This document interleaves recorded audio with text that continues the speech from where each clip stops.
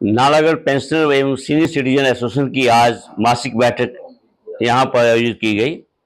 आज पेंशनर्स में इस बात का बहुत रोष पाया जा रहा है कि हिमाचल सरकार पेंशनर्स के साथ एक सुरीला व्यवहार कर रही है। हिमाचल सरकार जब सत्ता में आई 3 वर्ष पहले होने को जा रही हैं, लेकिन इनका जो 3 वर्ष का कार्यकाल है, हिमाचल सरकार का जो वर्तमान सरकार है सुखविंदर सिंह सुक्खू जी ठाकुर जी, तो ये 3 साल से लारा लपा लगाते रहे पेंशनरों के साथ। इनकी जो समस्याएं हैं उनके समाधान के लिए कोई भी ठोस कार्य नहीं किया। आज जो पेंशनर हैं वो वंचित हैं उन अधिकारों से जो इन्हें संविधान ने दिए हैं। पेंशनर एक कोई खैरात नहीं है, बल्कि माननीय सुप्रीम कोर्ट ने भी कहा है ये एक अधिकार है, जो कि सेवा करने के बाद पेंशनर्स 30 साल 20 साल नौकरी करता है कर्मचारी, जवानी सरकार के पास लगाता है। उसके बाद उम्मीद होती है कि पेंशनर्स को जो पेंशन मिलेगी वो सही समय पर मिलेगी और पूरी मिलेगी। लेकिन पेंशनर्स का जो 2016 से 22 के बीच में जो रिटायर हुए हैं उनके लाखों रुपए के ग्रेच्युटी, लीव इनकैशमेंट और अन्य भत्ते अभी तक बकाया पड़े हैं और उन्हें एक पैसा भी 2016 से 22 का जो रिवाइज भत्ते थे उसका नहीं मिला है, ना रिवाइज ग्रेच्युटी मिली है, ना ही लीव इनकैशमेंट मिली है।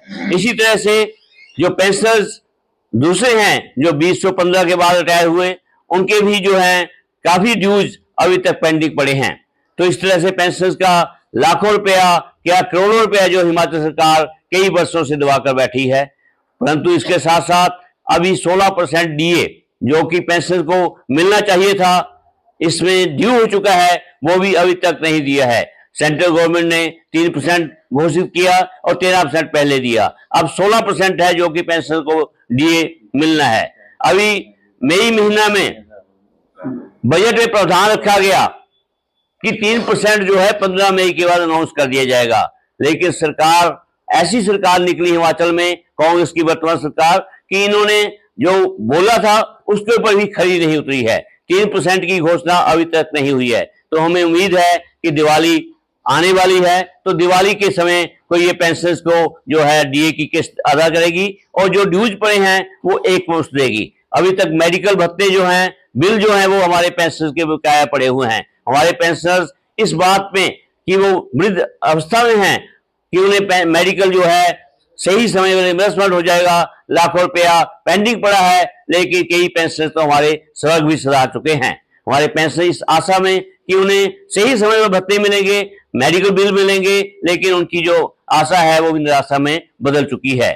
इसी तरह से जो पेंशनर्स की जो है वो इशूज ज्वाइंट एक्शन कमेटी बननी चाहिए जेसीसी, उसके बारे में नहीं हुआ है। तो पेंशन ने हिमाचल में पूरे पेंशन जो है धरना प्रदर्शन करने के लिए अब 14 अक्टूबर को जो पेंशन का ज्वाइंट एक्शन कमेटी बनाई है वो इसमें प्रदर्शन जिला स्तर पर करेगी। तो हमारे तो नालागढ़ यूनिट ने और जिला सोलन ने तो पहले ही जिला स्तर पर प्रदर्शन किया है, धरने किए हैं। तो हम आने वाले दिनों में पेंशनर्स उग्र आंदोलन भी करेंगे। तो हिमाचल सरकार को चेतावनी है कि वो पेंशन की मांगों की तरफ अगर ध्यान नहीं देती है तो हिमाचल के पेंशनर्स चुप नहीं बैठेंगे। हम वृद्ध अवस्था में जरूर हैं पेंशनर्स, लेकिन अभी वो रिटायर हुए हैं, टायर नहीं हुए हैं, तो इसलिए पेंशनर अपनी मांगों के लिए सड़क पर उतरेंगे। तो इसकी सारी जिम्मेवारी हिमाचल सरकार की होगी।